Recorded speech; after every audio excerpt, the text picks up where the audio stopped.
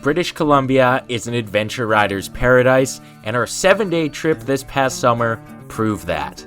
In the last episode of this series, myself, Mike, and Dave spent 3 days thrashing through the wilderness before ending up at this epic camp spot off of the Fraser River. This site was already around 100 kilometers into the bush, and our plan for day 4 would only take us deeper into the unknown. The plan is to ride up the river valley onto the Chilcotin Plateau before riding south across a rugged trail that will hopefully allow us to poke through the coastal mountains and make our way to Lillooet. None of us had ever done this trail, so we weren't quite sure if it was actually gonna work. Oh. Wow. Oh boy. Alright, started day 4. Poured rain last night, and the wind howled, and it was pretty rainy this morning packing up. So we're all not in an awesome mood, but hey, that's how bike trips go. Should be a pretty epic day of riding. Hoping the weather clears up a bit, so let's see what happens. Ready for the cold.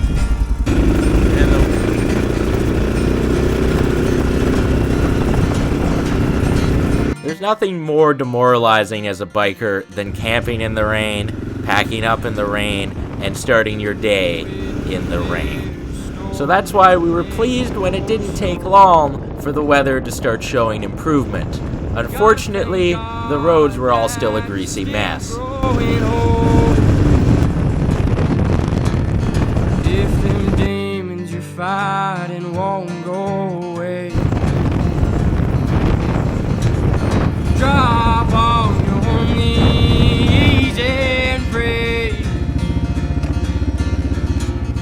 Life can get hard sometimes, I know. You gotta get up and walk straight and narrow. Soon, the twisty roads out of the Fraser River gave way to the flat, straight, and desolate Chilcotin Plateau. Off in the distance, we could see that another weather system was heading our way. Before we could find out if we'd get soaked again, this happened. Man, I hate this tire just about as much as it hates me. Okay, let's get you going here. I'm surprised it went flat. I'm not. No? It hates me. It did it just to spite me.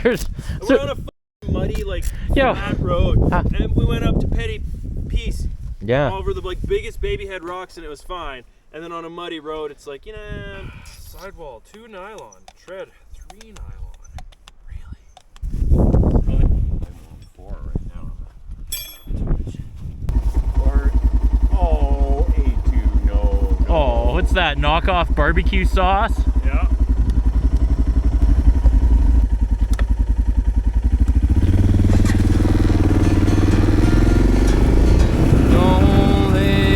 Thoughts of yesterday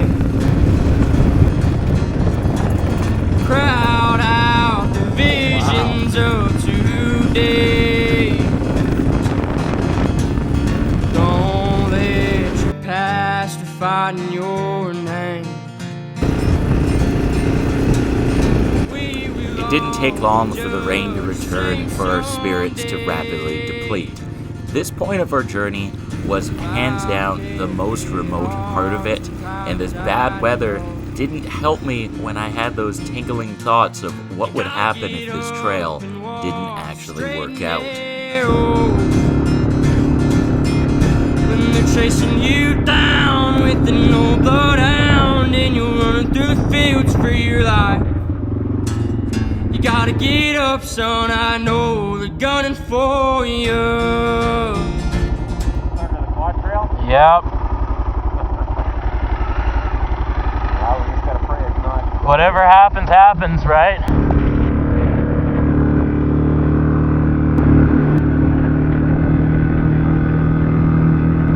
Oh yeah. No, it's the real deal.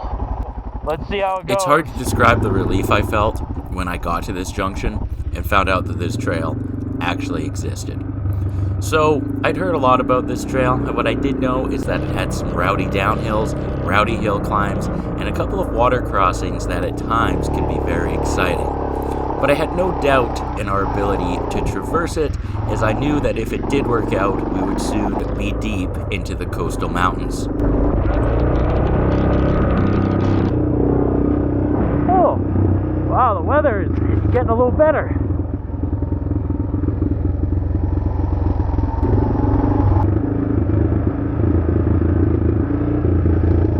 This is way better than the road, eh? So much more interesting than the road. Yeah, we're almost at the downhill. Oh, this wasn't it? No. What I think is the downhill.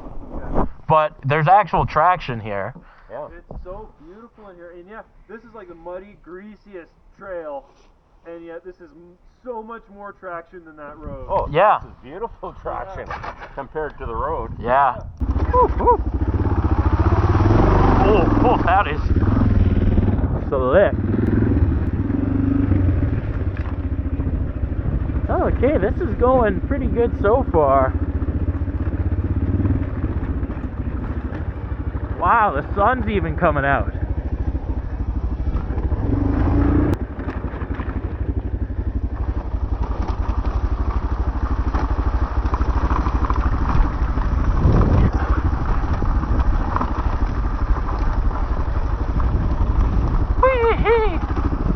Oh wow, that's actually pretty easy. Okay, I think this is our last downhill, and then there's a mud pit. A mud pit, you said? Unamoto got stuck in it. Go to the left. Okay.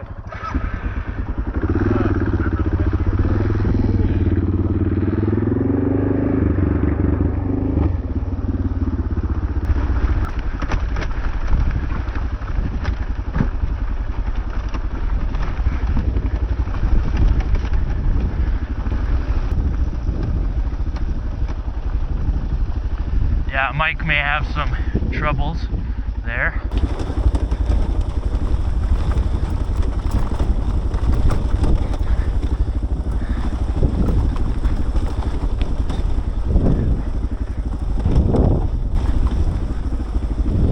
Oh yeah, the mud pit. I think this is where Unamoto turned around. And boy, now I've gone some of the places he's gone. Guy's got balls of steel doing this solo on a loaded bike. Nothing but respect to that guy. And if you're one of the people that made him turn off his comments because you were being a dick, you suck. Pretty cool little spot here. Nice. This trail's been on my bucket list for years. Hi. Your bag's not shut.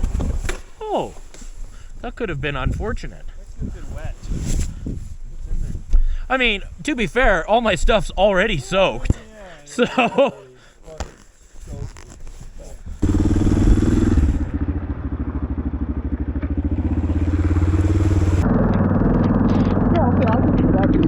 I can see that being deep at times of the year.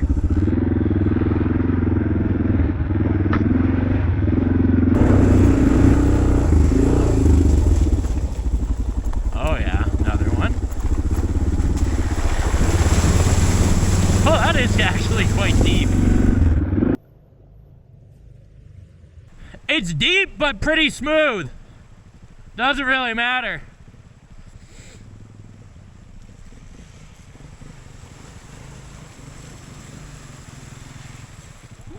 Woo.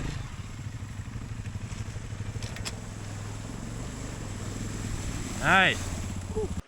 Well, my feet weren't soaked before. They sure are now. Indeed. And they were soaked before. Oh yeah. Yeah, that first one was surprisingly deep, man. They're pretty calm. They're just deep, right? Oh yeah, they're mellow.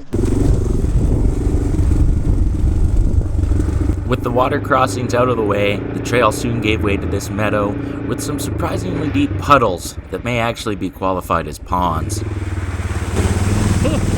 That was way deeper than it looked.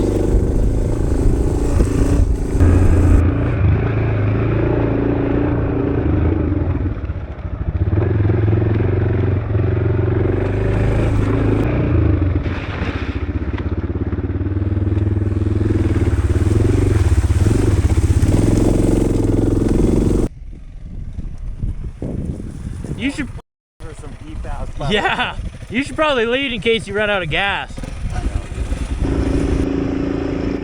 We went into this section of our ride knowing full and well that Dave's 300 didn't actually have the fuel range to make it work, but we had full confidence that me and Mike's DRs with our oversized tanks could pick up the slack.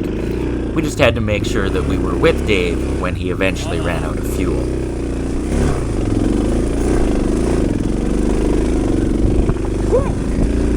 Okay, I got moving again.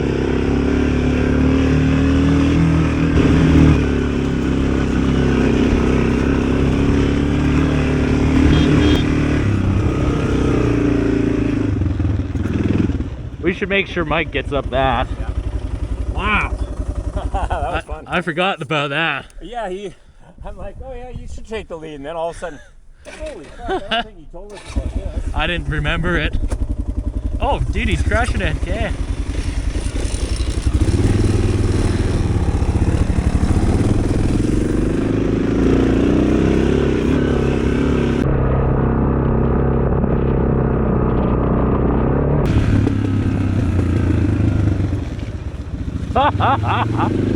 Nice.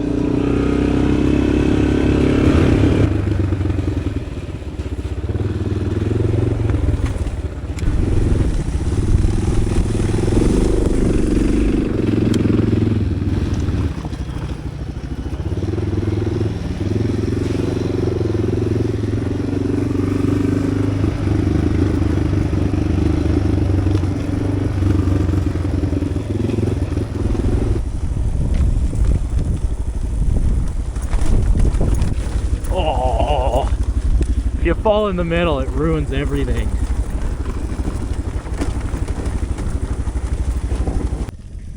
What a trail, man! Alright. We're making progress.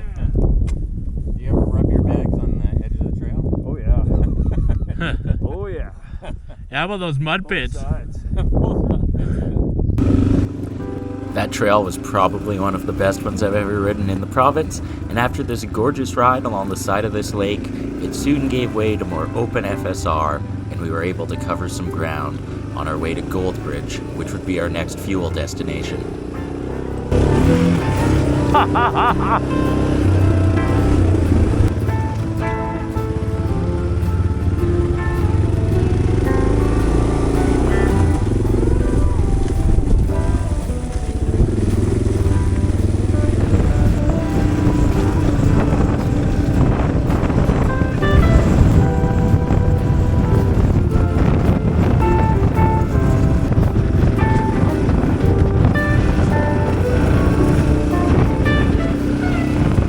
.28 kilometers. That's not bad. Anyway, so I do Rose Pass. I'm in the back on my XT500 by myself. Okay, we'll do this twice, maybe. Sure. That might do it. Here, do one from mine. Oh, no, I'm already set.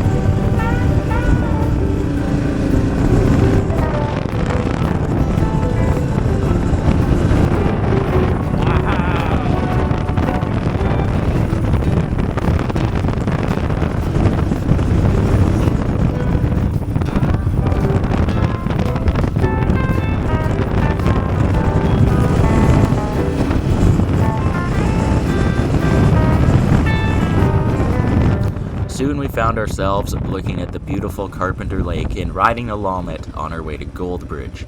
After getting fuel at the card lock in Goldbridge, we headed back along Carpenter Lake on the awesome, twisty Road 40 as we made our way to Lillooet.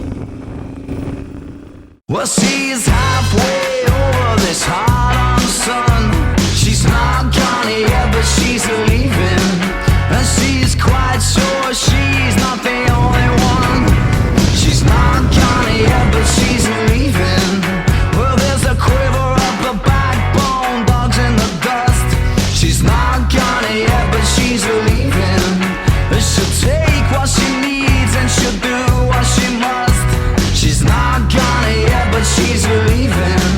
There's a rumble whisper underneath the cover, louder than a dead man's drum.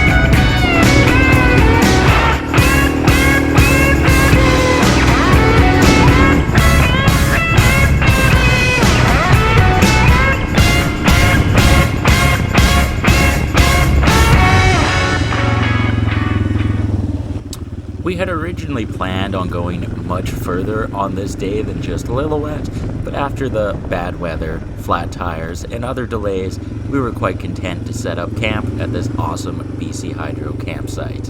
It's always unfortunate when you have to set up already soaking wet camping gear, but hey, you can't always win, so that's what we ended up doing. The plan for day 5, which we made at camp, was that we were going to ride some highway over towards the Kamloops area, check out a mountain fire lookout, and then head south down to Princeton and hopefully have us in good shape to ride the legendary Whipsaw on day 6. It's raining again. It keeps following us. We show up in a sunny city in a sunny place, set up camp, starts raining. We woke up to the start of day 5 with absolutely gorgeous weather, and it made this highway ride an absolute joy. I met a little girl and we stopped to talk on the grand soft day. And I asked you, friend, what's a fella to do? 'Cause her hair was black and her eyes were blue. And I knew right then I'd be taking the world down the Salt Hill prom with a Galway girl.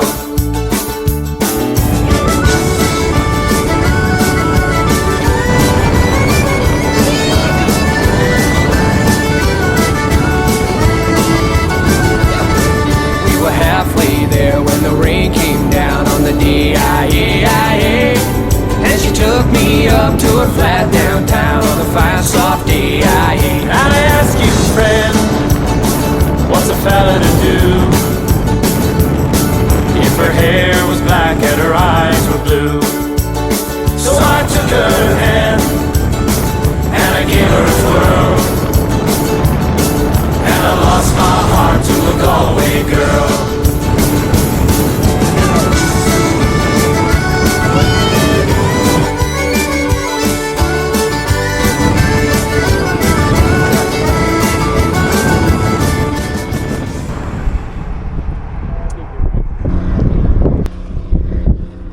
High-tech solutions. We made quick work of Mike's second rear tire. We're not sure why it went flat, so we just jacked up the PSI. And I ask you, friend, what's a fella to do? If her hair was black and her eyes were blue. See, I've traveled around, I've been all over the world. I've never seen nothing like a Galway girl.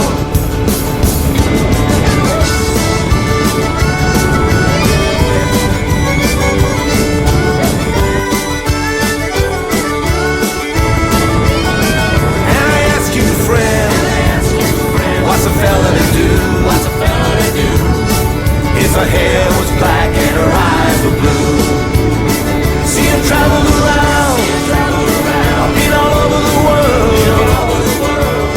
I've never seen nothing like a Galway girl.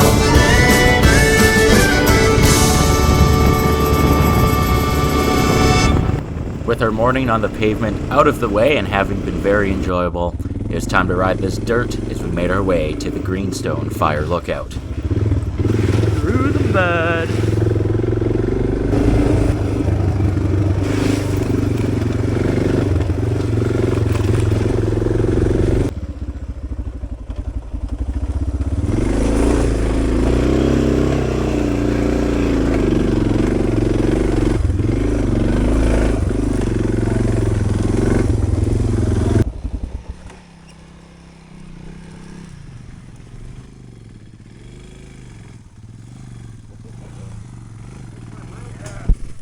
I bet this one's deep.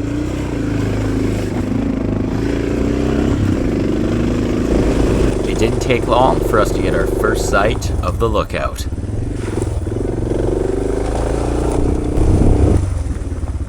Woo, woo, woo. This looks wet.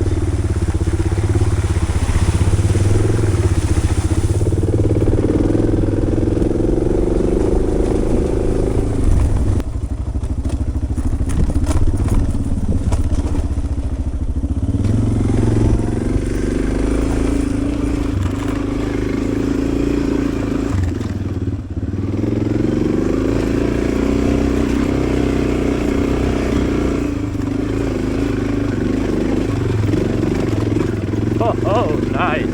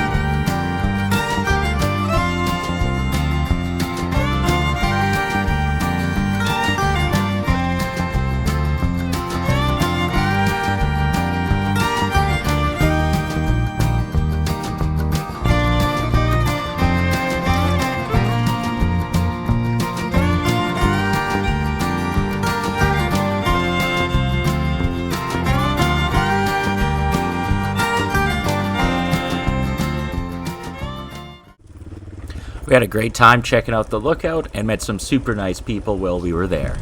But soon, we had to get back on the trail and continue our way south.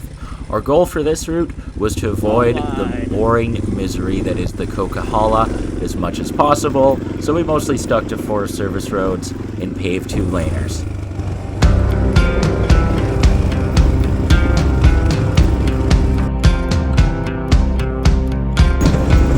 I must admit I felt the flame. Kurt Cobain, a Fender Mustang. MTV brought me up. This is your brain on drugs. I won't forget that first girlfriend that got me into Boys II Men. I grew up a lot that year. My sweatshirt said no fear. My life was a stereo, and it was everything. First one in line for the last dance with Mary Jane. Hiding in my headphones, laying on the bedroom floor. 1994. Tell mom, see you later. Don't be blowing up my pager. When the show's over, I'll come home. When that is, I don't know. Teen spirit in the air. Before we all own cell phones. Study all passing notes. Yes, no, or I don't care. When my life was a stereo, and it was everything. Soundtrack, first kiss, out at the roller rink. Hands held, two hearts falling on a hardwood floor. 1994. 1994. Think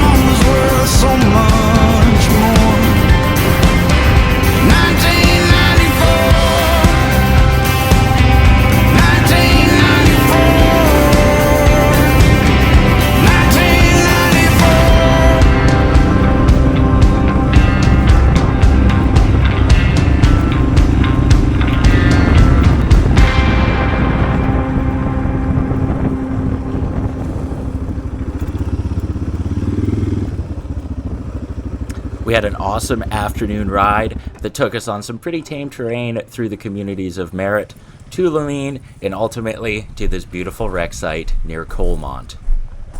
Yeah, this is awesome. Nice.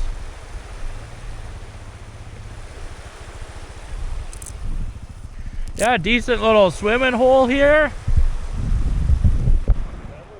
We knew we had to get a good rest, as the whipsaw on day 6 could quite possibly be our greatest challenge of this trip.